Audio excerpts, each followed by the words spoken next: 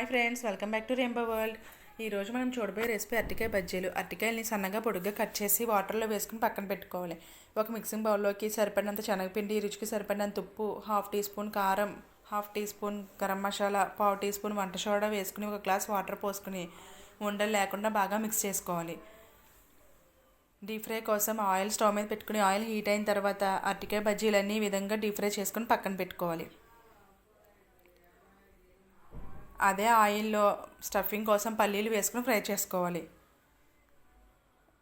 Stuffing కోసం సన్నగా cut చేసుకున్న ఉల్లిపాయ ముక్కలు, టమాటా ముక్కలు, రుచికి సరిపడినంత ఉప్పు, సగం నిమ్మ చెక్క వేసుకుని బాగా మిక్స్ చేసుకోవాలి.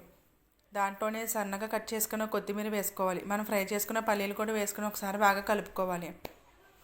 అరటికాయల్ని ఈ విధంగా సగం కట్ చేసి మధ్యకి కట్ చేసి స్టఫ్ చేసుకోవాలి. ఎంతో టేస్టీగా ఉండే అరటికాయ బజ్జీ రెడీ.